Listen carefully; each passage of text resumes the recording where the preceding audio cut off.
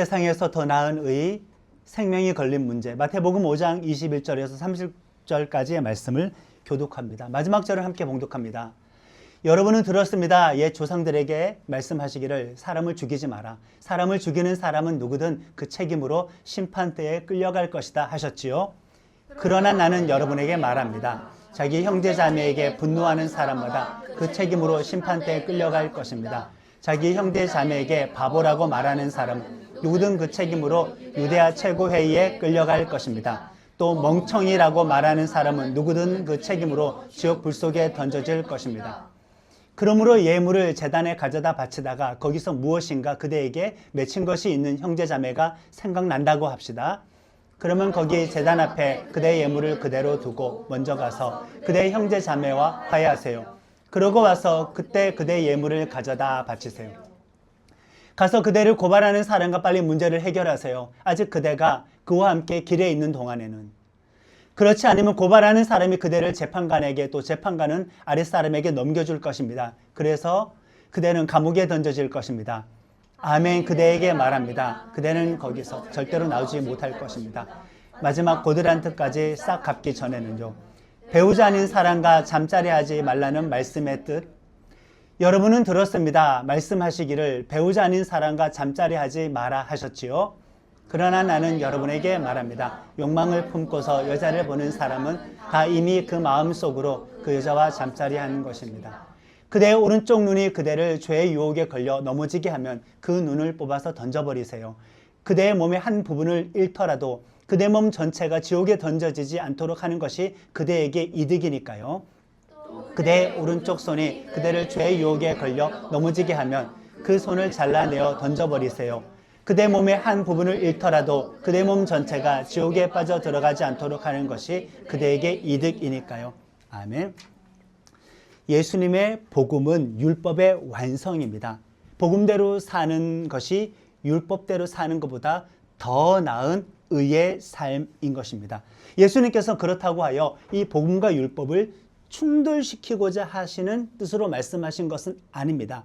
복음은 율법의 완성이라는 그런 의미에서 말씀하신 것이죠. 그것을 예수님께는 실제적으로 6가지 율법을 예를 들어서 우리들에게 알려주고 계십니다. 이렇게 보시면은 살인하지 말라라고 너희들 들었지, 간음하지 말라 여러분 들었지, 이혼하지 말라라고 말씀하셨지, 맹세하지 말라라고 여러분들은 들었습니다. 눈에는 눈, 이에는 이라고 여러분들 들었습니다. 잠깐 또 오타가 났는데, 이웃을 사랑하고 원수를 미워하라고 여러분들은 들었다.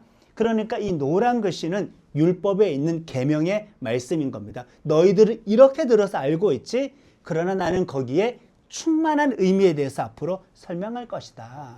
여기에 예로 든 말씀 가운데에서 십계명과 관련이 있는 말씀은 4개나 됩니다. 이 예시는 중요하다고 할 수 있죠. 특별히 4계명, 하나님의 이름을 망령되이 일컫지 말라와 관계되는 이 맹세하지 말라라는 이 율법 예시 외에 나머지 모든 것은 전부 다 하나님과의 관계에 적용할 수 있는 말일까요? 사람과 이 세상과의 관계에 적용할 수 있는 말일까요? 전부 다 사람과 세상과의 관계에서 적용할 수 있는 말이다. 그러니까 우리가 하나님의 뜻대로 산다고 할 때, 성도로 산다고 할 때, 예수님의 제자로서 산다고 할 때, 이것은 교회 안에서의 삶을, 성도들끼리의 삶을 말을 하는 것이 아니라 그냥 대부분 보시면은 세상 속에서의 삶, 불신자와 세상 인간관계 속에서의 삶을 우리들에게 가르치고 있습니다.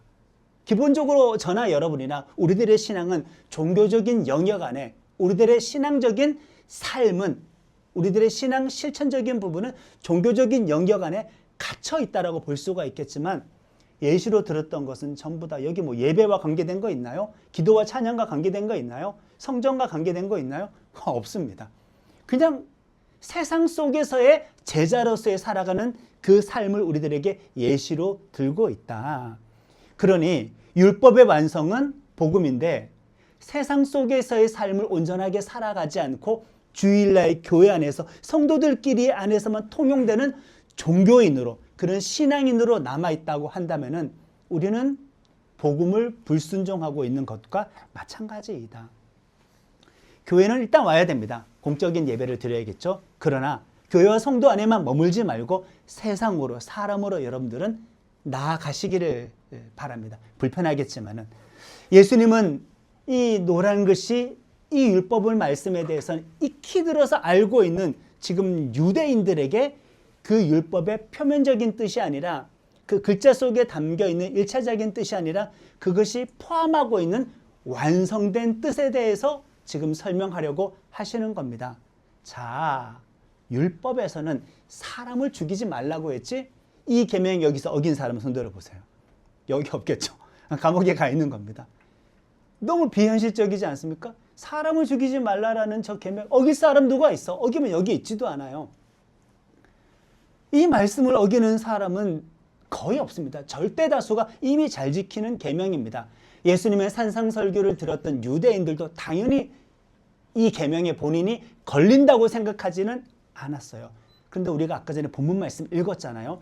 이 말씀을 예수님께서는 풀어서 설명하실 때 어디까지 설명하셨냐면은 자기 형제 자매에게 분노하는 사람도 이 계명 어긴 것과 마찬가지의 심판대에 끌려간다. 심판받는다. 자기 형제에게 증오의 말, 분노의 말, 욕설 내뱉은 사람들도 이 계명 어기는 것과 간주하는 것처럼 예수님은 저 말씀을 확대해서 적용을 우리들에게 해 주셨으니 그렇게 본다면 우리는 살인하지 말라라는 저 계명을 완벽하게 그 충만한 의미에서 살인하지 말라라는 저 계명의 말씀을 우리가 지켰다고 볼 수 있을까?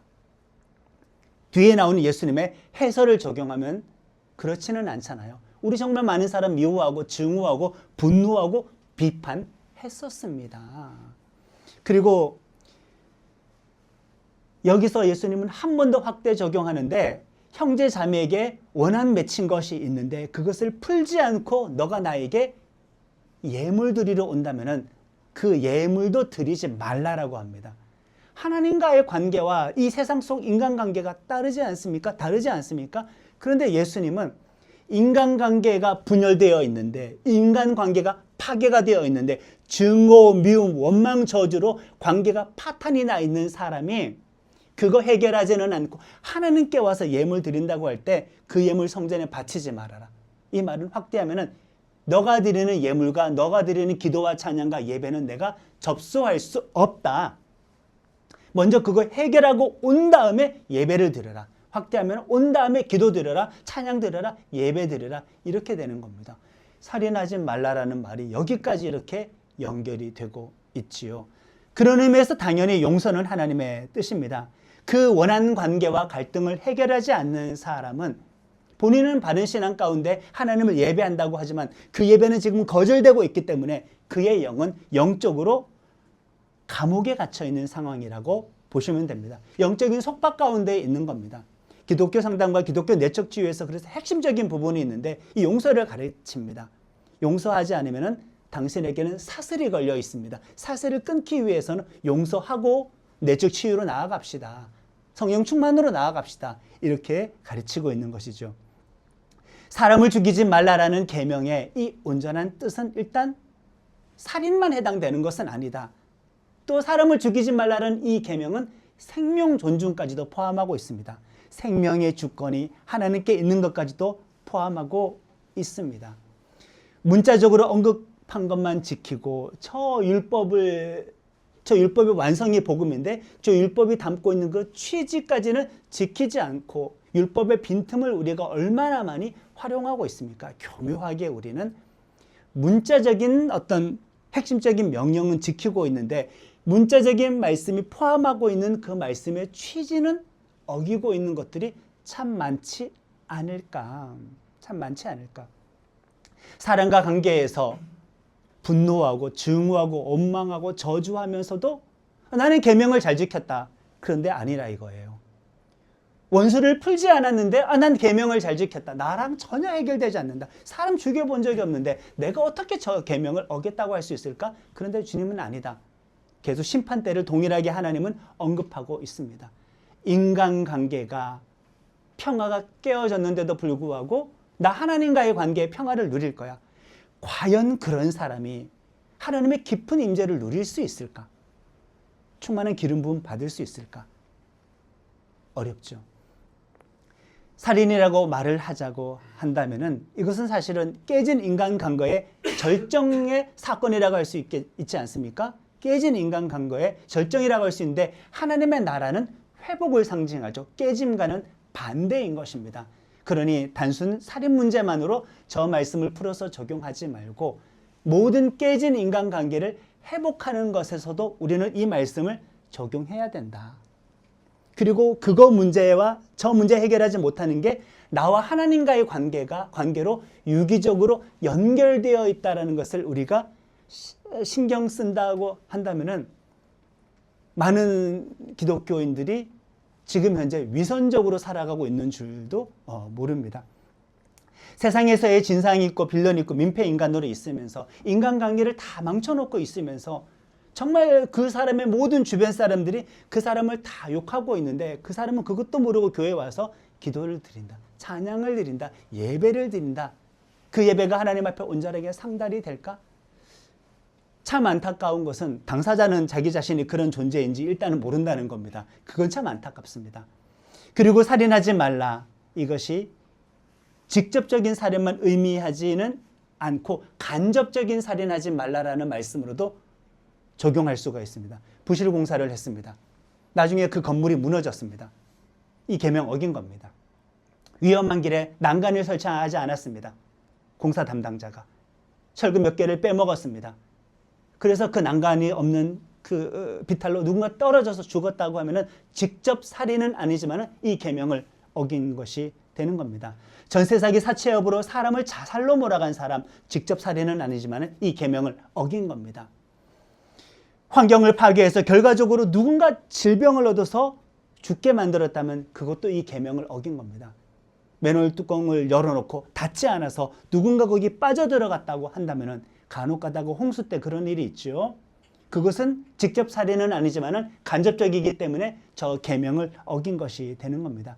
직접 총을 쏘진 않았지만 전쟁을 일으켰다면 어긴 것이고 직접 살인하진 않았지만 마약을 유통했었을 때에도 이 계명을 어긴 것입니다. 악플을 달아서 누군가 극단적인 선택을 하도록 만들었으면 이것도 저 계명을 어긴 겁니다. 자, 그렇다면 이 계명을 적용할 때 육체적인 살인만 있을까요? 사람을 몸은 죽이진 않았어요.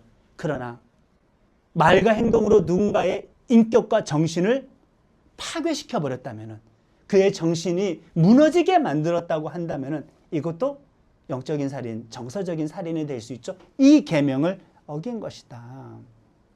더 확대해 볼까요? 사회 경제적인 약자들을 충분히 도울 수 있는데도 불구하고 지나치게 많은 부가 편중이 되어서 빈부격차가 심각하게 벌어진 사회에서 누군가 자기 자신의 몸을 제대로 돌보지 못하여서 죽게 되는 일이 발생했었을 때는 공동체 전체가 저 계명을 어긴 것이 되니 저 말씀을 적용할 수 있는 부분은 정말 많이 있다.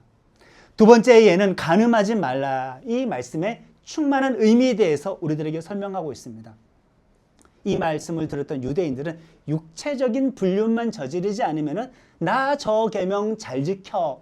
본인 스스로가 저 계명 잘 지키고 있다고 생각했을 사람에게 이것은 문자적인 의미만 있는 것이 아니야. 정신까지 바라보는 겁니다. 마음까지. 몸과 몸을 섞어 관계는 하지 않지만 배우자 외에 또 다른 사람과 내 마음이 그에게 빼앗겨 그를 사랑한다고 했었을 때에는 이것도 이 말씀을 어긴 것이 된다.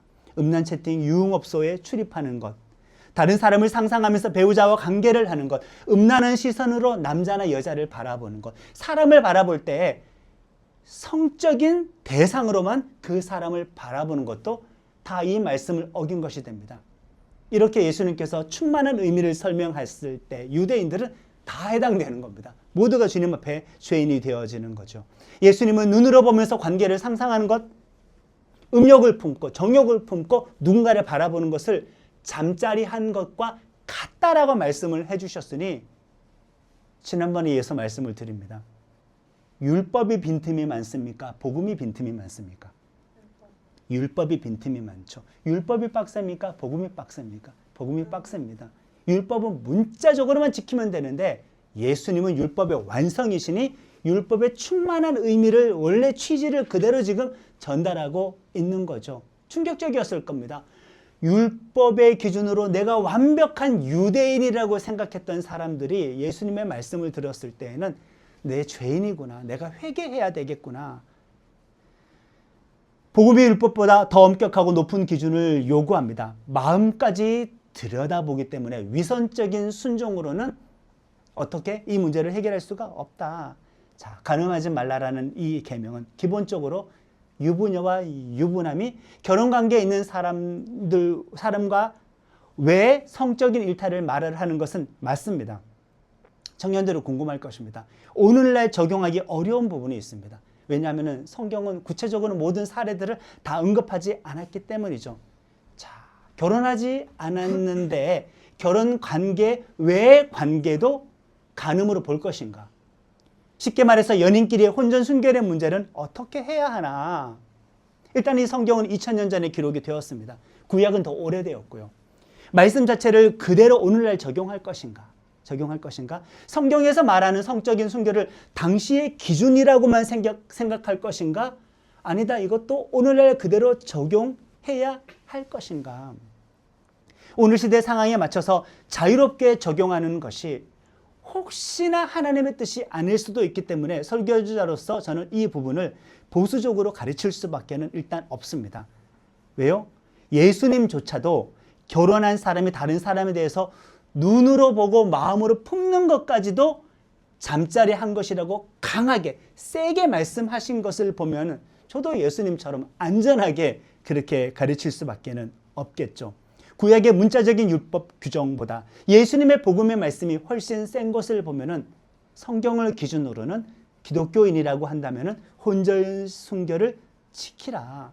연인일 때 이 혼전 성관계가 연인의 관계가 깨어져서 각자 다른 사람을 만나 결혼하게 될 때는 결과적으로 그것이 간음하게 된 것이기 때문에 우리는 절제할 필요가 있습니다. 구약의 나실인들을 생각해 보시면 됩니다. 나실인, 나를 구별하여서 하나님께 바쳐진 사람, 드려진 사람인데 그는 여성과의 잠자리가 금기시 되었습니다. 우리가 예수님의 제자라고 한다면 세상과는 더 다른 구별과 거룩의 기준이 있어야 할 것이 아니겠습니까? 또 보십시오. 이 간음하지 말라는 말씀 자체가 배우자를 존중하는 것이지 않습니까? 그렇다면 혼전 연인을 존중하는 의미에서 이 순결을 지켜주는 것이 당연한 것이 아닐까? 혹시 관계가 좋지 않게 끝났을 때 내가 한때 사랑했던 사람이 덜 상처 입지 않고 덜 상처를 입고 새롭게 새 출발을 할 수 있도록 배려해 주는 게 전인격적인 사랑이 아닐까? 그렇기 때문에 우리는 이 부분에 있어서도 이 간음하지 말라라는 말씀을 연인들에게도 적용할 수가 있습니다. 그런데도 불구하고 적용할 때 많은 어려움이 있습니다. 성적 순결 문제를 적용할 때 어떤 부분이 있느냐? 직업 특성상 연예인들이 있고 배우들이 있습니다. 섹시미를 뽐내야 하는 그런 직업에 있는 사람들. 영화나 드라마의 시나리오를 받았는데 불륜의 시나리오예요. 성적인 문란의 내용이 포함되어 있는 그 시나리오에서 그 배우는 어떻게 해야 할까? 예술과 말씀 사이에서 어떻게 해야 할까? 이것을 제가 무 자르듯이 싹둑 잘라서 말씀드릴 수는 없습니다. 그 배우가 진짜 연기하는 것인지 그 음란한 마음을 품고 하는지는 당사자만 알겠죠. 그러니 본인의 믿음의 분량을 따라서 신앙 양심을 따라 선택하면 됩니다. 기도로 성령 안에서 본인의 마음이 평안하고 자유하다면은 그 예술성을 따라서 그런 역할을 할 수도 있겠죠. 당연히 예술성이 없는 에로 영화나 포르노를 기독교인이 출연하고 즐기는 것은 특히 기혼 기독교인들이 그렇게 즐기고 출연하는 것은 간음하는 것과 마찬가지이다.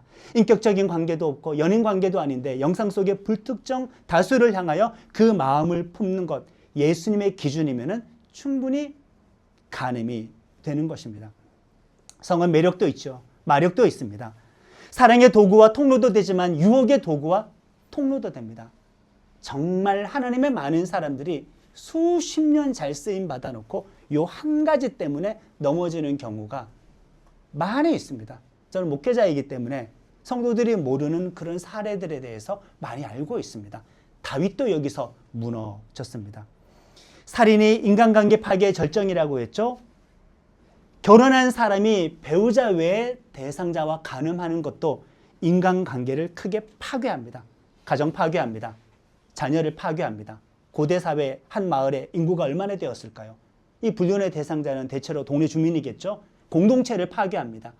이 간음을 통하여 두 가정, 두 가족, 두 가정의 자녀들을 파괴합니다. 심각한 죄이죠. 대신 결혼한 부부라고 한다면 서로 잘 상의를 해서 하나님께서 허락하신 성을 마음껏 즐기시기 바랍니다. 그것은 선물이며 부부의 권리이며 의무입니다. 못 참겠거든 빨리 시집장가 가면 되는 겁니다. 간음하지 말라는 말씀을 이 상황에서 어떻게 또 적용하실 겁니까? 여러분들은 노출이 심한 수영복을 입고 있습니다.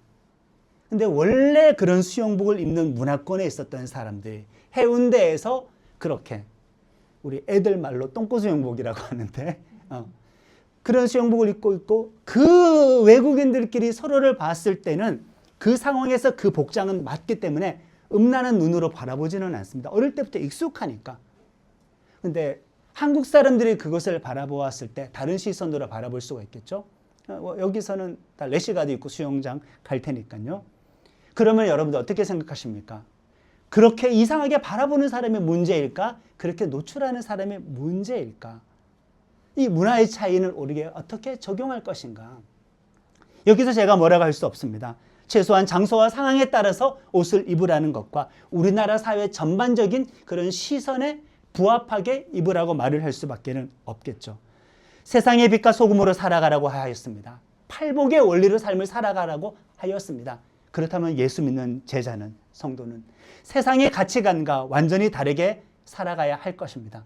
구별된 삶, 예수 제자의 삶이라고 한다면 어쨌든 우리는 타협보다는 구별되게 살아가야 하겠죠. 자 각자가 거룩함을 추구할 수 있고 하나님과의 관계를 지킬 수 있는 나름대로의 어떤 경계선을 설정하십시오. 그런데 예수님의 기준의 율법보다 빡세다는 것을 생각해서 그 기준을 설정하기를 바랍니다. 계명에는 하나님 사랑과 사람 사랑, 하나님 존중, 사람 존중, 하나님과의 관계, 사람과의 관계를 다 담고 있으니 이 계명의 정신에 부합한 율법의 해석을 가지고 기준을 세우고 적용할 수 있기를 바랍니다.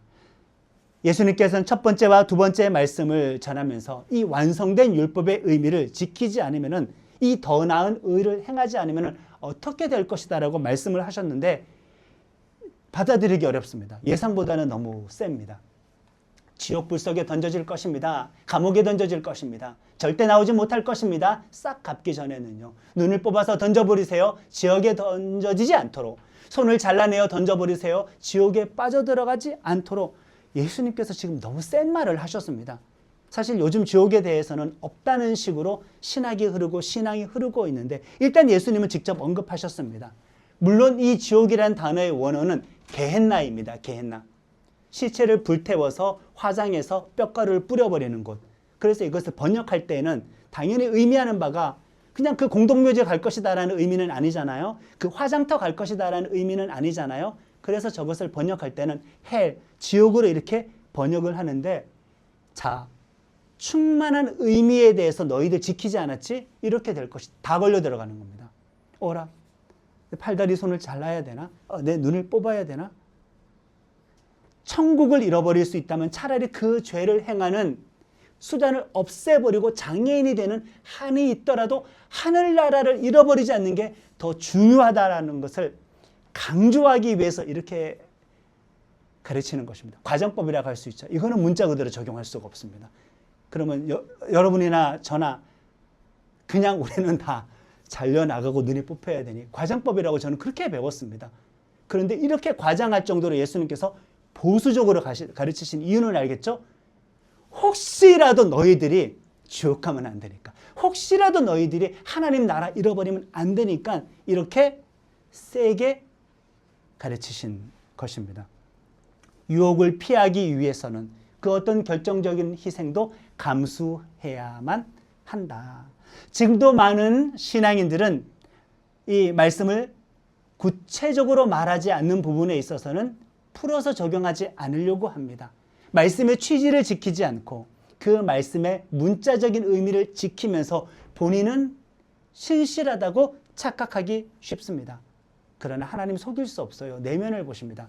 그분은 영이시니까 우리 안에 계시고 우리와 함께 살아계신 분이십니다. 예수님의 말씀대로 사는 것이 율법을 지키는 것보다 인격적인 하나님을 제대로 믿는 것이다. 하나님은 겉행위로 속일 수 없는 우상과 같은 분이 아니기 때문에 예수님의 말씀이 얼마나 적절한지 모릅니다. 말씀의 문자적인 의미와 순종을 넘어서 더 나은 의를 행하는 나는교회 성도들이 되기를 예수님의 이름으로 축복합니다. 살인하지 말라는 계명 안에 담긴 생명 존중, 인간에 대한 용서와 화해, 그리고 하나님과의 관계가, 사람과의 관계가 유기적으로 연결되어 있다는 이 말씀을 기억하면서 순종할 수 있기를 바랍니다. 그리고 육체적인 순결뿐만 아니라 마음의 순결로 거룩함을 추구하는 나는교회 성도들이 되기를 예수님의 이름으로 축복합니다. 주어진 말씀의 이 표면적인 뜻을 어떻게 하든지 최소치로 지키겠다라는 생각보다는 최대치로 지켜야 된다라는 마음을 품고 살아가는 제자이기를 원합니다. 이 모든 것은 우리의 생명에 걸려있는 문제입니다. 그것이 율법을 완성하신 예수님을 따르는 제자인 것입니다. 아멘. 주신 말씀 듣자.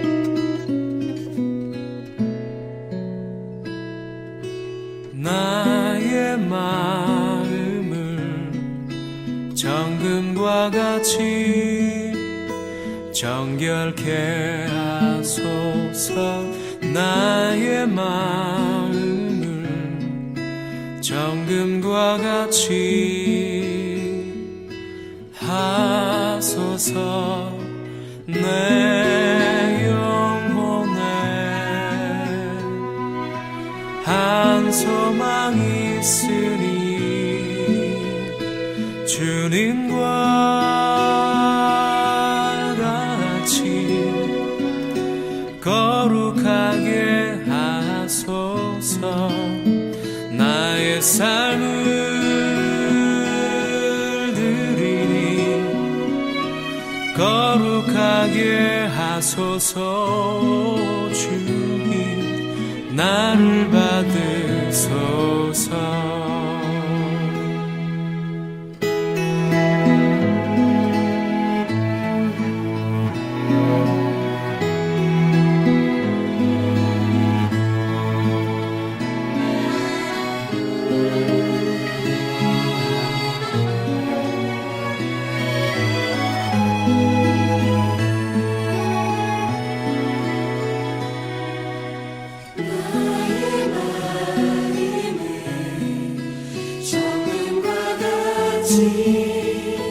정결케 하소서.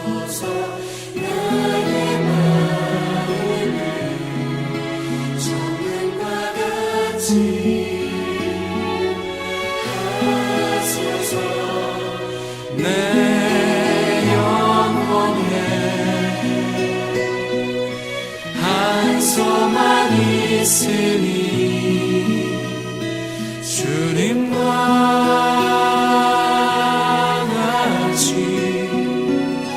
거룩하게 하소서. 나의 삶을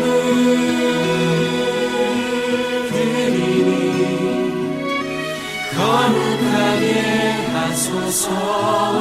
주님 나를 받으소서. 주님과 같이 나의 삶을 드리니 나를 받으소서. 나를 받으소서.